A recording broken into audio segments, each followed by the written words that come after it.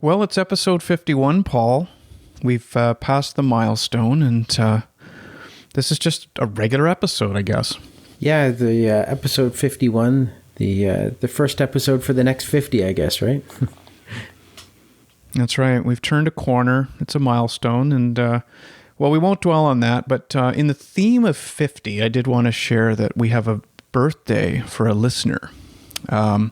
And that's our new one of the newer listeners to the show, and his name's Andrew, and it is actually his 50th birthday today. Pretty awesome. Happy birthday, Andrew. So happy birthday, Andrew. And actually, Andrew and I, we met for a social distanced, not really even a coffee because I didn't bring one with me, but he gave me a little gift, almost a reverse gift for his birthday. He gave me a can of 50. Labatt 50. Wow, okay. I'm tempted to actually drink it in the episode. Yeah, why not? What do you think? I think you should. Go for it. I mean, I don't know if I've ever even had 50. Well, so this is just for the listeners. Labatt 50. Many people may have heard of Labatt Blue, which is a pretty famous Canadian beer. Not the best beer in the world, but they made a beer called 50, which is kind of like your grandpa's beer. Like, this is something your grandfather or maybe your dad maybe drank. It's not a beer you would see like young people go and willingly buy at the beer store. I think it's appropriate. It is the 50th.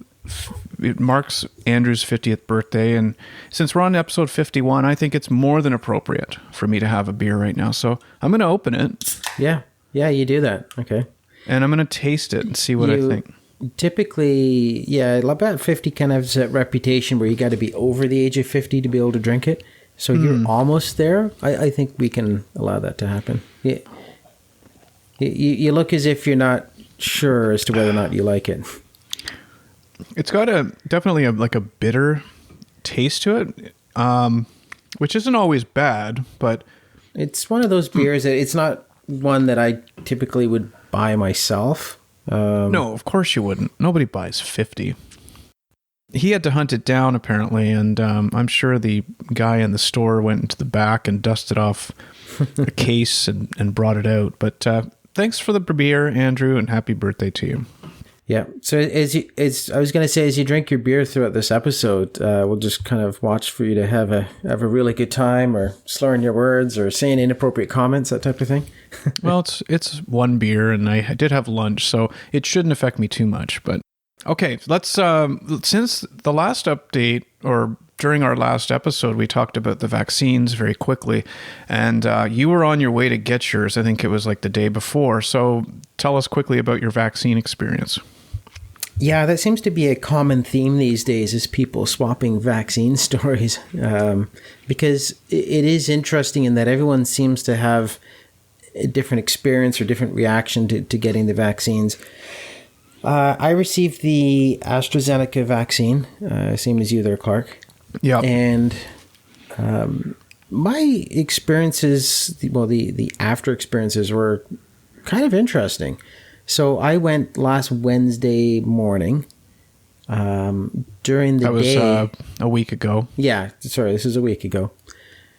Throughout the day, I felt perfectly fine. No effects whatsoever. And then later that evening, after dinner, I felt kind of weak, in the sense that, you know, that feeling when you think you're coming down with a cold, where you have kind of like the body aches and feeling a little bit chilled. Yeah. So, yeah, I felt like that on the Wednesday evening. Couldn't sleep very well at all overnight, like Thursday, waking up on Thursday, and it still felt kind of off. But by later that afternoon, I was feeling pretty good again, and by Friday, I was perfectly fine. It's interesting you mentioned these sleep issues, because I had the same effect. I couldn't sleep the first, like I was tossing and turning, and I had like these weird dreams and stuff. Yeah. Oh, and I've heard others say the same. My brother-in-law mentioned that as well, that he had this, but I know someone else who got it said nothing at all, zero effects, but his wife felt effects. So did your wife go too, or was it just you? No, just me. My wife, she's likely getting her vaccine next week because she will be eligible to book through the provincial website. So she'll in all likelihood get the Pfizer. But yeah, it's interesting to hear this because most people I know who have received the AstraZeneca all seem to have very, very similar side effects. Yeah. But, it's, I think the advantage is, for the sake of 24 hours of a little bit of an inconvenience, the advantages still outweigh any negatives. Just to be able to have that opportunity to protect yourself against COVID-19, to give you some form of protection. Yeah. How do you feel about it now? Like, do you feel like you're halfway there and there's somewhat of a liberated feeling? Because you do need the second dose to get the full effect. But how do you feel? Did you feel like euphoric? No big deal, no real feeling about it. How did you feel? It's an interesting question because, yeah, when people, obviously, everyone's viewpoints on getting that first vaccine differs a lot. For me, knowing that you need the second vaccine to get that full protection, I'm glad I've got it, and I'm glad I have some form of protection, but I'm still going to be as cautious as I was before getting the vaccine. I'm not about to go into any crowded areas. I'm still going to, use common sense and, be very practical and sensible about the risks that I take with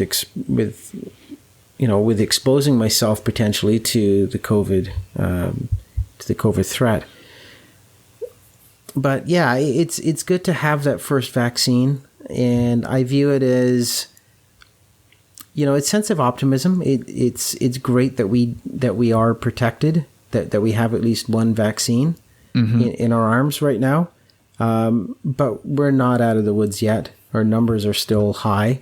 So we just have to still be very vigilant with this. You see what's going on in the States right now, where most people are vaccinated. Everything's starting to open up, and I wish we were closer to that finish line. But at least things are happening, and that's a good thing.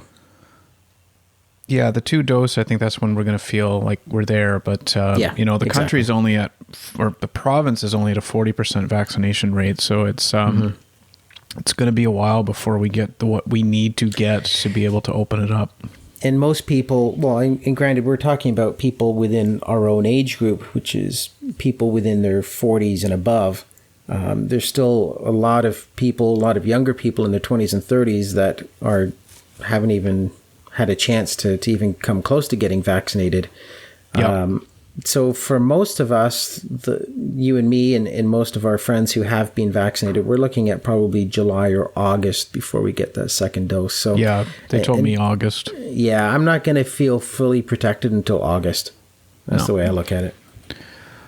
I wanted to quickly share one other thing with you. I wanted to get your opinion on something. So this morning, I've got an old pair of jeans, maybe 3 years old, 4 years. Actually, that's not really old by jean definitions. I mean, some people probably have had jeans a lot longer than 3-4 years. But these jeans are starting to, show wear. And I got some grease on them the other day when I was cleaning the barbecue. And I was thinking it might be time to retire these things. And then before I threw them out, I was thinking, well, wait a minute, what should I do with these? I mean, do I donate them? I don't think they're not going to be worn by anybody. These places typically don't want clothes with stains on them, but as we have talked about in another episode about how they recycle clothing at some of these charity places, it got me thinking, well, maybe I can repurpose them in some way. And so for a moment, I started thinking about, they could be like a pair of jeans I'll wear when I'm painting, or wait a minute, what about cutting them with scissors and making them into jean shorts? So you want to create some jorts, huh? What is this, 1975? Yeah, I wanted to get your thoughts on this. Like, do you think that they would look like I would look good in jean shorts? Oh, geez.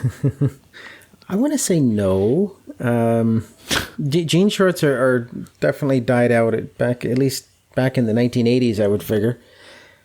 So you're saying this isn't a good idea? I would say no. For me, for myself, anytime I get, jeans that have got holes in them or stains in them, typically I'll sort of set those aside for being jeans that you would use for yard work, or jeans that you don't care about if they get ripped or got dirt on them, that type of thing. So unless jeans are in really rough shape, I typically don't throw them out because I'll always have a use for them. I'm certainly not going to wear them out to a restaurant. And you're not going to make them into jean shorts. No, like there's always a need for ratty old jeans just for doing work around the house or yard work, whatever. I don't know. With those jean shorts, I guess if you're just going to wear them around the house, maybe, but I wouldn't be wearing those jean shorts out to a restaurant or going out in the town. Well, it's just my opinion. But hey, you could be a braver man than me. You could be a real trendsetter. So if you want to rock those jorts with pride, then go at it, man. I'll commend you. This episode is brought to you by Pace Painting. Pace Painting, serving all your painting needs, whether commercial or residential. Reach Pace Painting at paintwithpace@gmail.com or via their Facebook page, Pace Painting Inc. Or call Peter at 289-356-7744. Paint with Pace. We're going to talk now about overused expressions, and this is a topic that we bounced around for a while, and we've been putting some lists together of overused. Even words could fall into this category, but I think the focus was mostly on expressions, and if we're even guilty of using some of these overused expressions. So I know you put a list together of some personal experiences, I guess, with overused words and expressions. So do you want to share a couple of yours and then I'll share a couple of mine? Absolutely, yeah.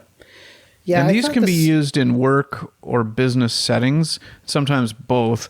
I think when I thought of this topic, I was looking more at the ones that show up in work quite often. So, but whatever you got, let's hear it.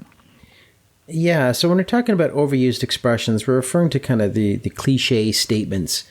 And I was doing a little bit of research on this, and there's a lot of experts or linguistic experts that say that these types of expressions or cliches should be eliminated from your vocabulary because the thought process behind it is that it shows a lack of original thought, making the writer appear to be lazy and unimaginative.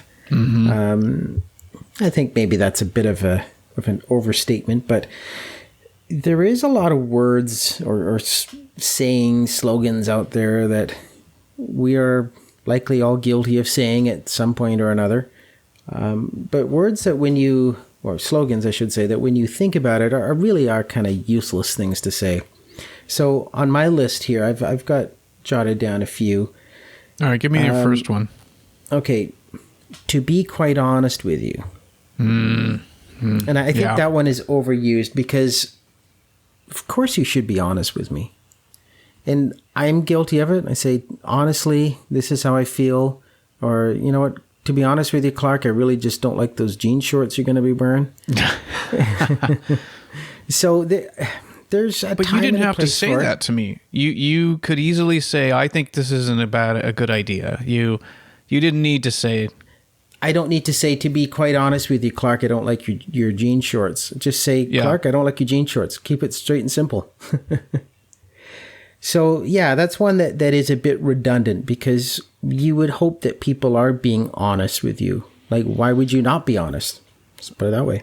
You know, I've heard some criticism of this expression. The one thing I've heard people say is, well, if you say, to be honest with you this time, then people are going to wonder if you were honest with them before, which I don't agree with that, by the way. I actually don't agree with that. That's going to create some doubt or suspicion that people haven't been honest with you.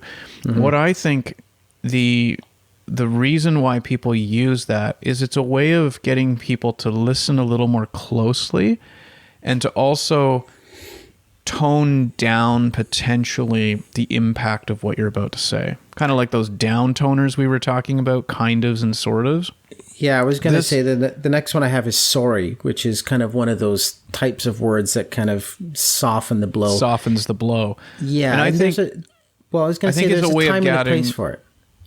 Yeah, I think it gets attention a little bit. Like it's a way to say, to be honest with you, like when someone uses those words, I think people tend to lean in a little bit to listen. Like, so I think it's more of an announcement of something versus I'm really going to be honest with you now, although I may not have been in the past most of the time. Well, the problem is that these words are overused. So when you say to be honest with you, or to be quite honest with you, if you've used it 5 or 6 times already within a discussion, then it loses its impact. Whereas if it should carry weight, and to say, well, to be honest with you, Clark, it's like, oh, okay, that's when you should be taking notice.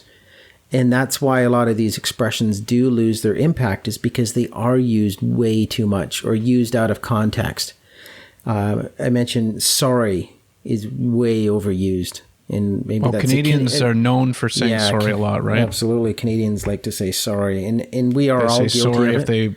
if they get in someone's way in in the supermarket, or someone gets in their way in the supermarket, a typical Canadian will say sorry.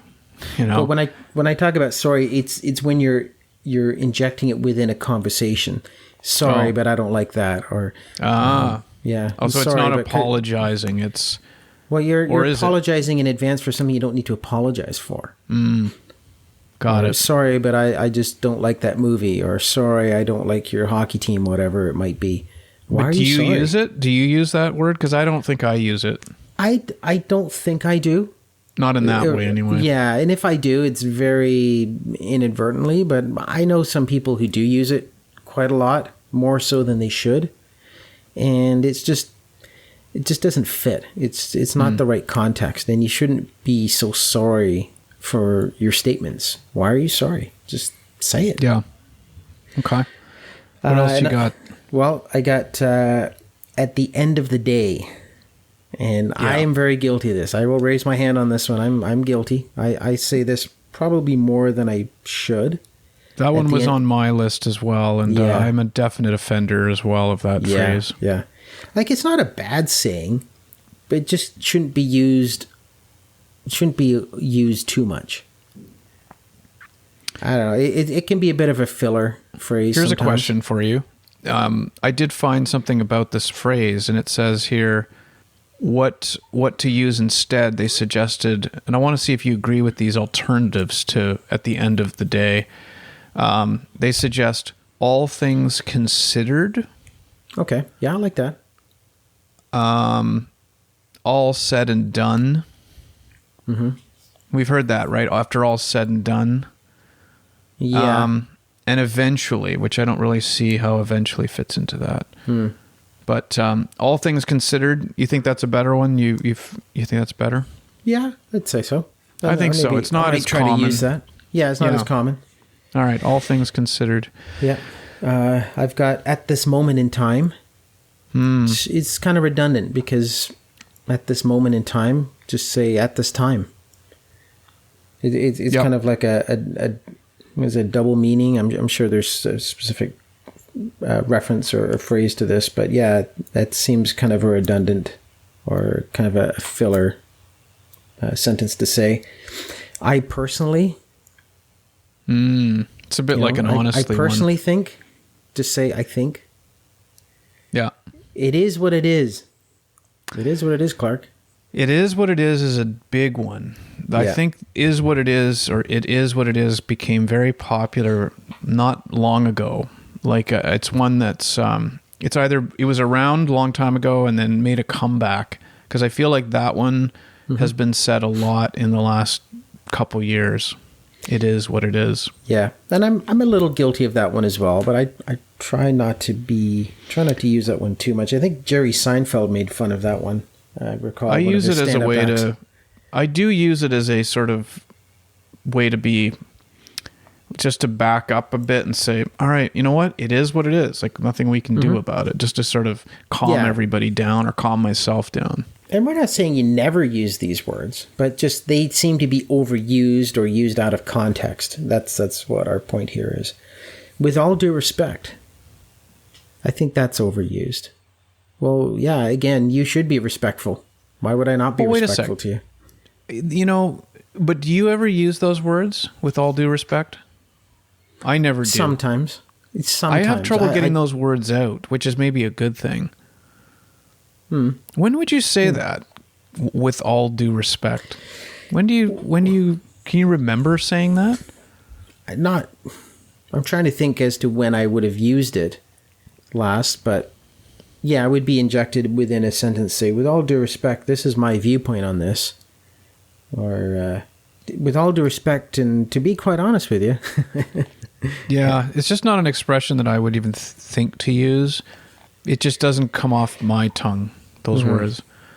So I'm going to shift gears here. There's a couple of terms. These aren't so much phrases or sentences, but there's words that sort of bother me in terms of...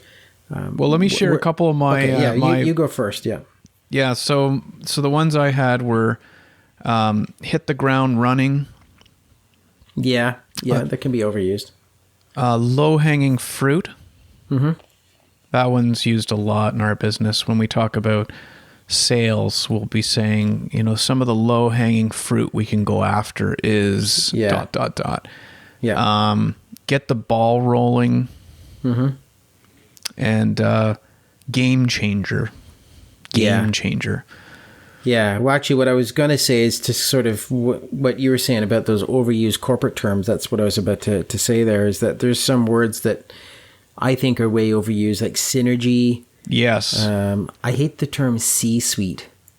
I know it's used a lot in corporate terms to refer to like C-suite, the corner suite, but man, I've been in some presentations where it's like, the C-suite, talking about the C-suite, and it's overused so many times, and it's like, to get into C-suite, and you got to think about the C-suite, and it's like, I've heard people use it like 4 or 5 times within a sentence. It's one of those words that is way overused, and I just don't like it. I've got one. Before we move on to the words that bug you, I think this might be the granddaddy for me, the one that I really, really struggle with, and that is, what keeps you up at night? Yeah, that's kind of a stupid phrase as well. I actually heard it said today in a meeting. They asked a question of somebody senior. They said, "We'd like to know what keeps you up at night." And the response was, "Actually, I know this isn't going to sound very what you're looking for, but actually nothing keeps me up at night. I'm quite content and quite happy with how things are." And that's how that's how it should be. That's how it should be answered. But yeah, I think a lot of people like to say, "Oh, this keeps me up at night." Yeah, it's almost like it's a famous one for when you're asking, especially in our business, like the insurance business, where you have risk managers, and what keeps you up at night? It's a very common question that is designed to pull out, what are the things we should focus on to help you solve.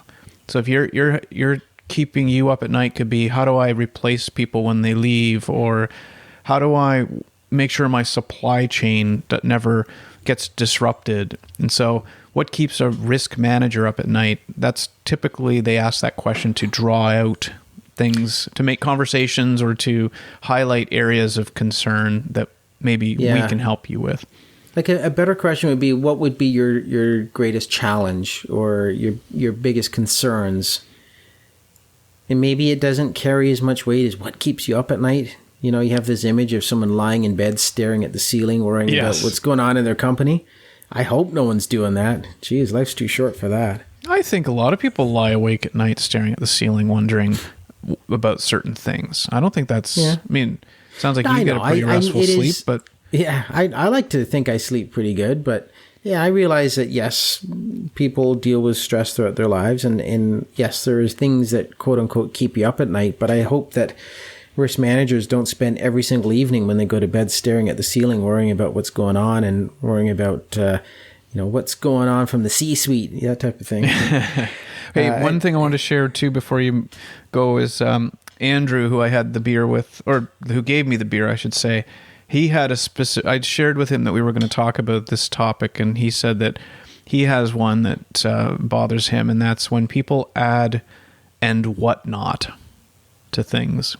Yeah, that's kind of a useless word. It's a throwaway. And whatnot. Yeah. It's because you don't have any other way to end the sentence, so you just say and whatnot. Yeah. It's weak. It's a weak word, yeah. Like there's another thing that bugs me in words that are way overused, like descriptive words. Like just to kind of finish off on what we were saying about with the corporate world, blue sky is another word that's way overused, I think. But even in everyday use, like advertisements, artisan. That's a word that is way overused to describe stuff like artisan bread or artisan spicy oils or something like that. Like it's amazing. Artisan, farmers, farmers. Everything is artisan. Yeah. Amazing is a word that gets overused. Oh, that's amazing. Or look at these amazing deals, or you'll be amazed. Yeah, it's just it loses impact because people use that way too much. Yeah. So we've got our if you really kind of pay attention to certain things, then it makes you realize how certain words or phrases really are overused. So next time you pick up your flyer, take a look to see how many items within the grocery store have artisan on them.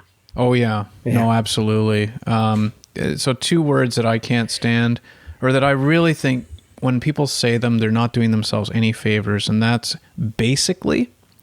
Yeah. No.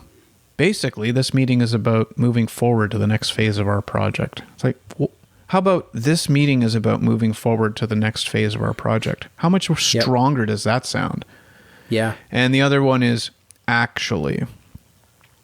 Yeah. And similar to the basically and the honestly, you don't need it. You don't need actually. Actually, what we're doing here is we're going to have a meeting to address these issues. How about we're going to have a meeting to address these issues? So much more powerful. I wanted to talk quickly about, we talked about this movie club. Next episode, Justin, Salim, and myself have put together a documentary reaction to make up part of the next episode, which will be about the documentary Coded Bias. And Coded Bias, in a nutshell, is... In a nutshell, there you go. And there's another one. Yeah. It's about how certain biases have actually been coded into things like facial recognition and other big data and artificial intelligence. And so we're going to break down some of the elements of that documentary. So for those listeners who want to watch it, it's on Netflix. It's only an hour and a half. It's not a big one. We did The Pharmacist a few weeks ago. That's a commitment, 4 episodes. But for those that want to listen to Coded Bias, we'll be talking about that on the next episode.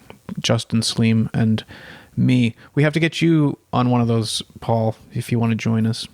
But you got to go with Tokyo hours. That's the only thing. That's Saturday morning at 7:30 a.m. Okay. All right. Yeah, I'm always up for a good discussion on documentaries because there's so many out there right now. There are. Yeah. The hard part is choosing which one you want to talk about. 30-day challenge update. I wanted to just quickly... we haven't committed yet because we said the last time we're going to really put some serious thought into this before we make any commitments. And I wanted to share with you a couple of thoughts that I had around this topic. And I mentioned this the last time. We wanted to have something real measurable.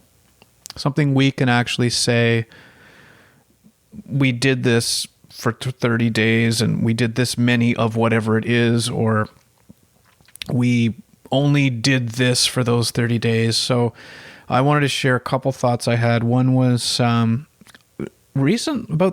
2-3 years ago, I was feeling, I've had like stomach issues, and I won't bore everybody with all the details, but I've had it checked out. I've had ultrasounds, I've had colonoscopies, which people might be able to go back to one of the previous episodes if they want to hear the details of that. I've had a lot of checks. I've been through so many different examinations, but nobody's ever been able to nail down why I'm having these stomach issues. They're like cramps.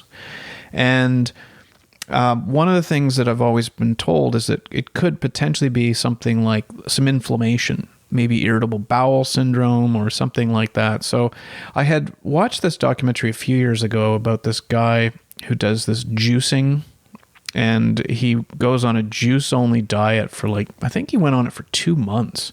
So I was thinking about potentially doing a juice diet to see if it has any effect on my condition. This guy had skin troubles, and he said they cleared up after 3 weeks. So I'm curious. I have tried almost everything else, and it hasn't worked. They say nothing's wrong with me, but a juice diet was something that I was considering doing. Yeah, I really haven't heard of that juice diet before. So yeah, if yours is something that you're going to be committing to, I think myself and I'd say the listeners would like to hear a little bit more as to how it works and the thought process and the benefits behind it. As I said, I haven't heard of it before, but to have a juice-only diet seems like it would be definitely some challenges or a real. It is not easy to do. It doesn't sound like it would be easy. I've tried to do them, not for extended periods, but they are challenging because you've got to go buy the fruit or the juice. And this is all vegetables for the most part. You've got to go out every couple days and buy vegetables because, they don't last forever. You've got to go through the process of doing the juicing while your family is eating regular meals.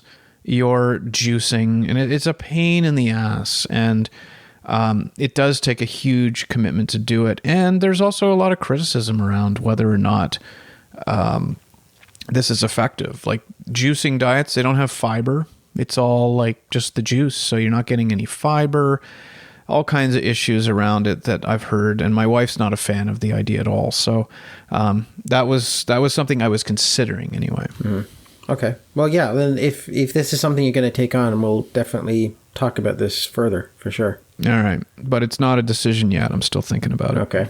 And what was the other thing you wanted to talk about? Well, the other challenge? Before we kicked it off, we were talking about maybe doing something like 100 push-ups a day or some physical thing that we could say for 30 days, we're going to do X number of, whatever, sit-ups, push-ups. And I think that's one that you and I could probably get on board with. Yeah. The question is, what's the right amount that we can actually have a hope of achieving? Do they have to be done all at the same time? Is it just if we take sit-ups as an example, can it be 100 sit-ups a day, but you can do 20 at one moment, 10 at another, and just have to add up to 100 each day? Would that be, I can't do 100 push-ups in one sitting. There's no question about that. I might be able to batter off 25, but yeah. So we would have to split that up. Yeah. No, you're right. We talked about making something tangible like that. I like the idea of the fitness component of it. As I said, it's very tangible. Something you can count out and you can keep a checklist to track your progress. So yeah, we'll definitely have further discussions on this, and we'll report back with what we've decided and how we're going to track it. And yeah, because I don't want to commit until we are serious. We got to know why we're doing it and be super committed, because I can't come back to this audience for a third or fourth time and say I didn't do it. Yeah. Well, and it's also one of those things where if you make it tangible, then maybe some of our listeners might want to partake in this as well. Yeah. Well, the juicing one's interesting to me because it's one that I think will be an experience. For sure. You could journal about that. You could say, here's how I felt after day 1. Here's how I felt after 2 days.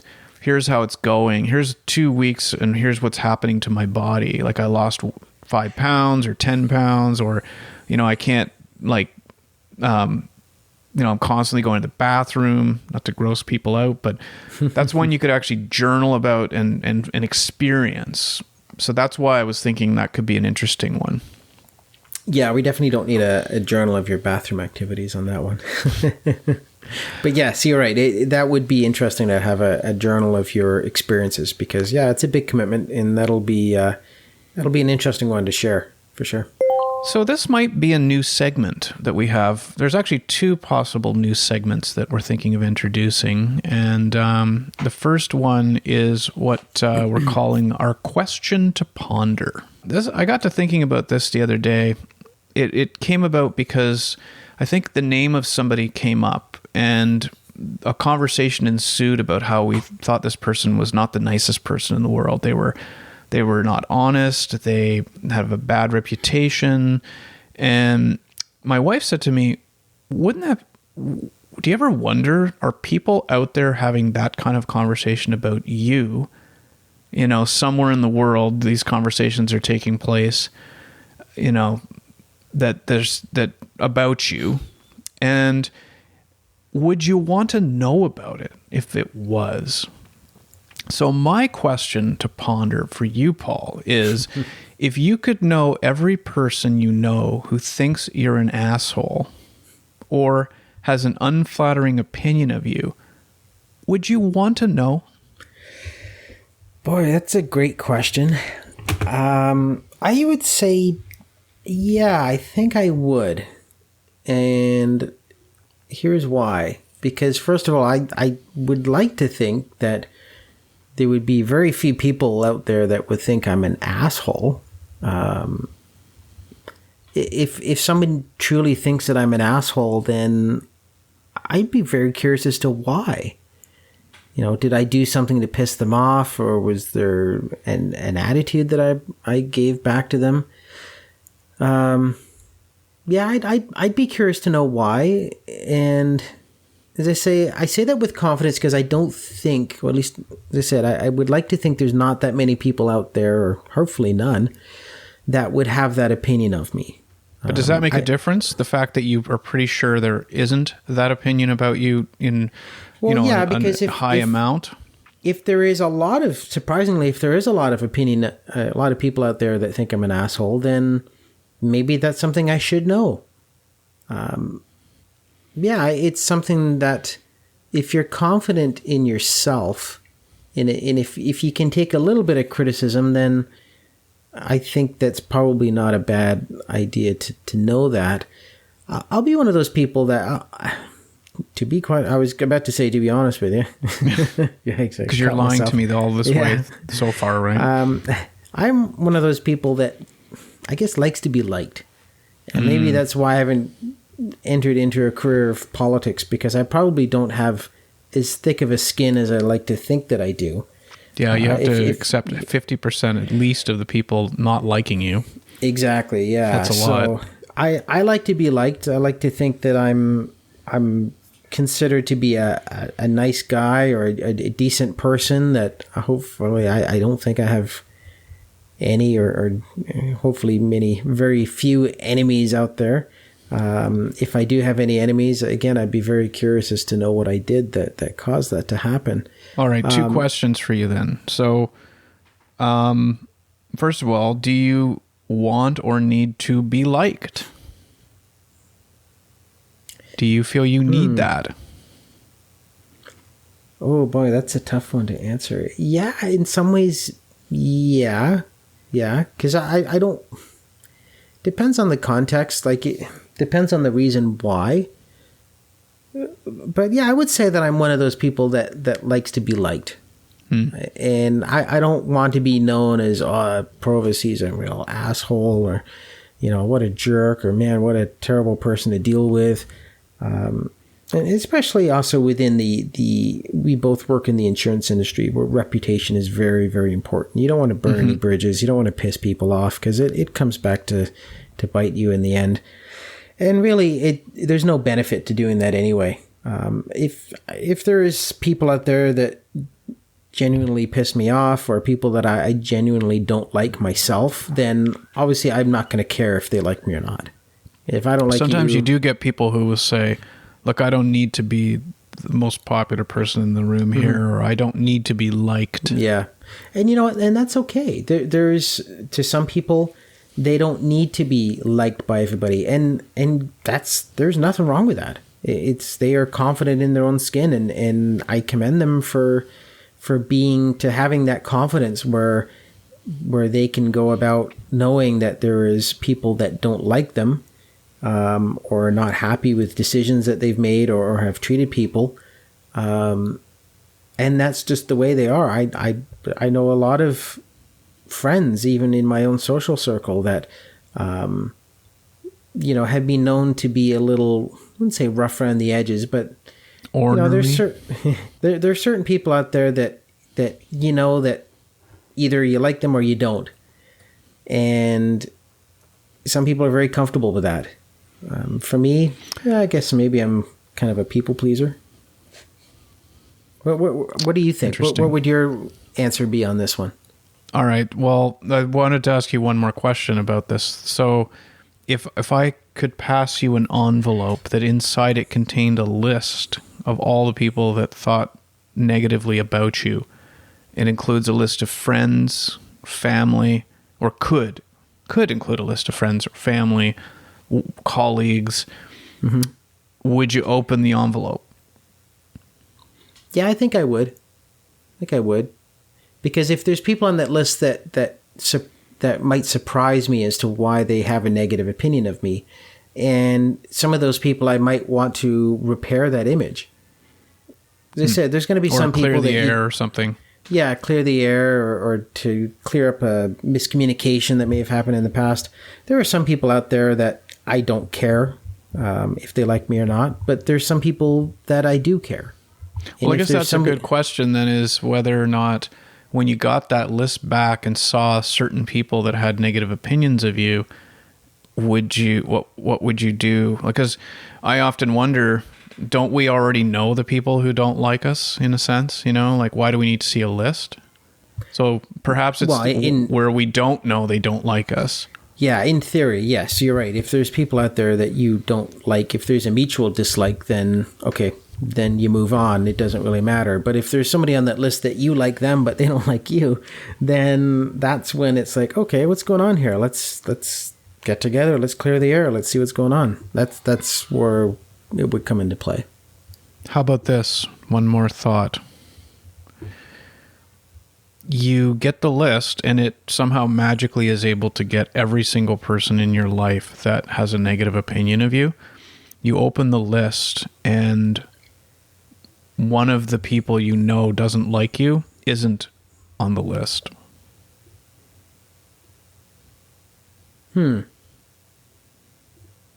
Yeah, okay. Do sometimes we think people don't like us. Yeah, someone that you think doesn't like you or someone that you don't like them, but they like you. I know it's sort of going in circles here, but I don't know. It depends. I might change my opinion. I think that would be great. Yeah. If there was someone I know that I think doesn't have a very favorable opinion of me, and maybe I don't have a favorable opinion of them, and I'm not on their list, I actually think that would open my eyes a little bit to say, oh, that gives me something to think about. Well, it's true, because then you'd be, okay, well, then why is it I dislike this person then? What is the reasons then after all that? Or have you invented it in your mind that this person, just because they maybe looked at you a certain way or said something that sounded negative, but they actually they like you or don't not like you? Oh. Yeah. So as far as me, what I want to know,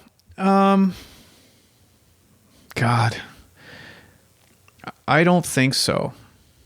I think I'm going to just find a way to get over the fact that not everyone is going to like me. And I don't need to know specifically every person that has an unfavorable opinion of me, because I think that would actually make it worse than not knowing. Like, for instance, I was in Japan for 3 years, and if I opened up the list and saw like 12 people I worked with in Japan that had negative opinions of me, what do I do with that?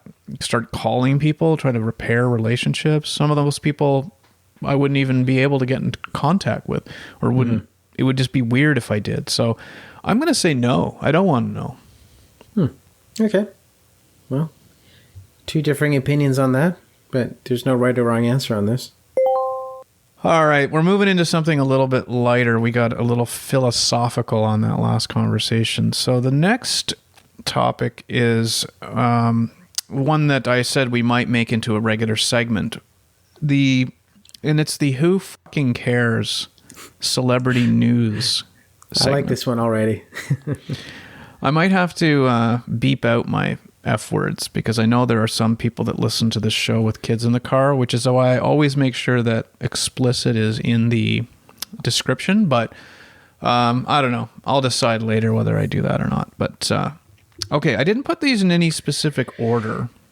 So there's no order. This is just, I'm going to name off a few. And if you have an opinion on it, great. If not, no problem. I'll move on to the next one. So Okay. This one is, okay. Princess Charlotte, this is from People News. Princess Charlotte is Dad Prince William's lookalike in new 6th birthday photo. Okay. Who fucking cares? Doesn't everybody look like their kids? Yeah. It's not newsworthy. No, so you're right. My response is, who cares? All right, here's one. This is from Bravo. The headline is, "We have an update on Luann de Lesseps' dating life." I can't even read it. It's so stupid. We have an update on Luann de Lesseps' dating life. I don't even know who that is. Why is this headlines? Well, my brother-in-law, he sent this to me and he says, "This is a combined have no clue who the fuck you are and who fucking cares." Yeah. I'm going to have to beep these. Yeah. I've never even heard of this person. What was it? Luann de Jessup? Never heard of her. Luann de Lesseps. I know there are probably people listening to this and saying, "You don't know who that is?" I'm thinking of Justin. He always knows people like this. So if you're listening, Justin, I don't know who Luann de Lesseps is, and I didn't even bother to look her up, and I don't care about her dating life. Okay. Harry, William, and the monarchy in crisis. Okay. Do I care that the monarchy's in crisis? No. It doesn't really tell me anything. Like, we all know what's going on with the whole Harry and Meghan debacle. But yeah, it's one of those useless headlines. It's like, yeah, we kind of know that there's issues going on in the royal family, but who cares? Let's move on.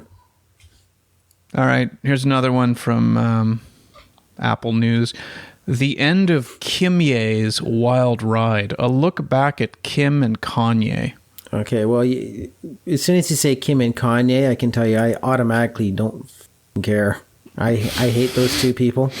So just those two individuals alone, I would say I don't care. But again, even if you were Kim and Kanye fans, why do we care about something like their wild ride? Like, doesn't matter. All right. I got another one, and the royals are showing up in these lists a lot. Pregnant Meghan Markle wears $230 maternity jeans to drop Archie off at daycare. Again, why is this news? Who cares? Why do I care? Isn't that the it kind of rubbing jeans? it in people's faces right now with everything going on with the coronavirus that, like, you know, people are suffering out there financially, and then we get to read that somebody has a $230 pair of maternity jeans. And that they're dropping Archie off at daycare. Like, these are the things that go on in the world right now that are stressing. Well, it's not necessarily stressing somebody out, but like, why? But these publications don't put articles out there that aren't going to get interest. Mm-hmm. So somebody thinks that's interesting. Oh yeah, absolutely. And we've kind of talked about the idea of the I guess the clickbait on a lot of websites. Like Yahoo is really bad for that. And yeah, they lure you in by some misleading headline, and when you read it, it's like, okay, I really didn't learn anything about this. Yeah. Couple more. Megan the Stallion. This is the spelled Thee. Megan the Stallion announces she's taking a hiatus to recharge. Do you know who that is? I've heard of her. I think she's a rap artist. Hey, to some people, I guess it is big news. I could care less. And this one here, this is a topic we've thought about discussing before. It's the clickbait topic, and this is an article, but it's got a clickbaitishness to it, and that is the correct way to wear your Fitbit or Apple Watch, and in brackets, you're doing it wrong. Yeah.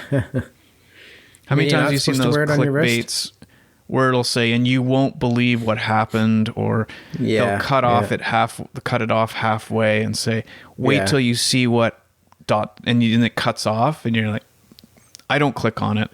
Some celebrity you haven't seen in a while, or wait till you see what they look like now, that type of thing. Oh God, yeah. So somebody from some old TV show from the 50s, you won't believe, you'll gasp when you see what they look like now. Yeah. I think I think this is worthy of revisiting, because I think we just touched the surface on this. There's so many useless headlines out there that it's always good to get a good laugh over them. This was we've been building this list for a while, so I think I still have a few more I'll save. But and of course the list, the negative, or the beauty of it, or the sad part is that this list will always grow. We're not going to have any shortage of other things coming up. And as a reminder to our guests, please have a look at our website, wetalkedaboutthis.net. And if you want to email us some feedback or questions or topic ideas, we're always open to hearing them. Please email us at wetalkedabouthis99@gmail.com. And you can also reach us on our Twitter page, We Talked Podcast. Ways to engage with us, always interested in hearing from you. And Andrew, I think he wrote me one email, and we've used 2 or 3 of his topics. So we will use your topic, I promise.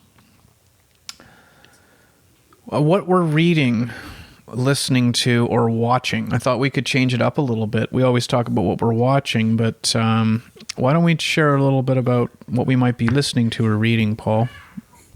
Okay, well, I can share what I've recently finished reading. It was a book.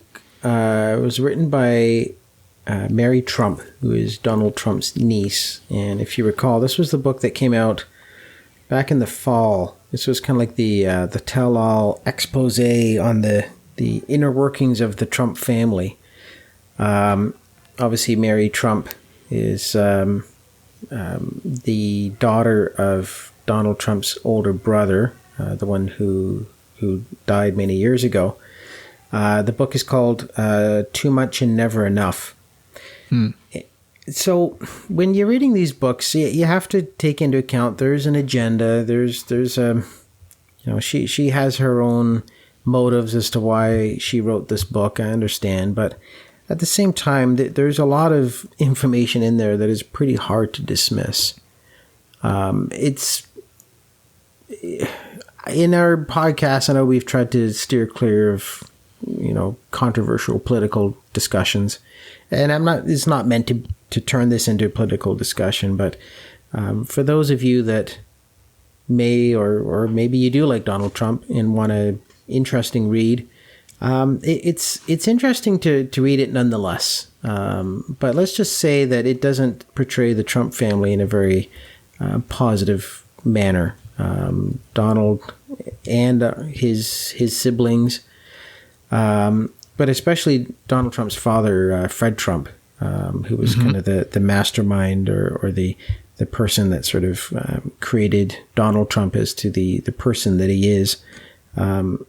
There's some pretty interesting stories in there, and in terms of how certain family members were treated. It's an interesting, eye-opening read for sure, and it's not a long book, so it's a quick read to breeze through it. Right. But yeah, if you're looking for some scandal and some gossip, go for it. Why not? Sounds like you might be one of these people that read these articles that that I was just talking about on Apple News. Yeah, maybe. Okay, for me, it's a what I'm listening to. And since the virus situation, my whole work commute ritual of listening to podcasts and audio books just unfortunately ended. So I haven't had a chance to read or listened to much on like audiobooks and podcasts lately, but I recently did decide to give it a bit more of an effort to listen to it, when I'm just at home. And I wanted to shed light on, first of all, the podcast. I mean, I really enjoy listening to Tim Ferriss. He's got a podcast. It's one of the most popular podcasts in the world. I think he had 400 million downloads. He's a very popular podcast. Well, the episode I wanted to point to for listeners is one by a guy where he interviews George Mumford. And George Mumford was a mindfulness coach to Michael Jordan and Kobe Bryant. And in this episode, he talks about all sorts of different things that I think are interesting to hear about. Just ways of looking at life, different perspectives on things, being more mindful in general. And there was a quote that came from it that actually it wasn't from George Mumford, but it was something that Tim Ferriss said in the episode. And that was, I want to get the exact quote so I don't screw it up here. The quote is, "That which hinders your task is your task." We've all had, we've procrastinated on things. There's stuff that we just aren't able to get done. And so the concept there is whatever it is that's holding you back, that is your actual task, not the actual task that you're being held back from. That's how I interpret it. So is this sort of like a getting things done type of approach? Yeah, kind of. Okay. I think so. In Getting Things Done, David Allen talks about what's the next physical action, which, very similar. That, I remember you had wanted to power wash the siding on your house that was one of your projects. And week after week, it just wasn't getting done. And I think we broke it down and we said, okay, well, what's the next physical action that needs to take place? Get a power washer? Well, that was part of it, that you wanted to do it, but you didn't actually have the washer in your possession. So I think the next physical action was picking up the phone, calling your brother and saying, "Can I borrow your power washer?" Mm-hmm. So to just say power wash siding on house is not a task. That's a project that has several tasks, and some of which are, before you can even get to the point where you're holding the sprayer in your hand and doing it, there are things you need to do before. So, it is. I guess it kind of is a getting things done. Mm-hmm. Yeah, well, there's so much information about that, and there's so many different angles to approach that. And, you and I have been involved in that in many sort of different forms, goal achievers, which I think we've talked about in previous episodes, or at least like a mastermind group. Yeah, mastermind groups. But yeah, there's so many different ways of approaching that. And if this podcast sheds light on that and helps individuals to, create action plans, or to visualize or to understand what obstacles are in front of them, whether they be, physical challenges, such as something as simple as just acquiring a power washer or whatever it might be, or if it's a mental obstacle, if trying to create the motivation, or if you're intimidated by the size or magnitude of a task at hand, breaking it down, or trying to get past those mental barriers is just as important. It is. Well, listen to the episode, because I think, and what I say to most people about Tim Ferriss is that the best way to get into him is have a look at all the episodes he's done, and look at the guest lists, and pick a guy you like. Pick, Bob Iger, for example, from Disney, is one of the people he interviews. Amazing interview. Tim does a great job of bringing in a lot of good questions. He really asks some interesting questions. Some are lighthearted and some are more serious, but I really recommend the Tim Ferriss show, and in particular the George Mumford episode, the Bob Iger episode. So that's what I'm listening to. All right, good to know. And as usual, you'll put that information in the show notes so that people can access it. I will. I will. All right, we've gone longer than we expected, but covered a lot of ground, and episode 51's under our belt. And again, reminder to watch the Coded Bias documentary for those that want to listen to our next episode, which we'll be talking about. Salim, Justin, and I will be talking about in the next episode. So with that, any other thoughts, Paul, before we close up? Just to say that, looking forward to hearing that review on the Coded Bias. All right, have a good one. All right, we'll see you.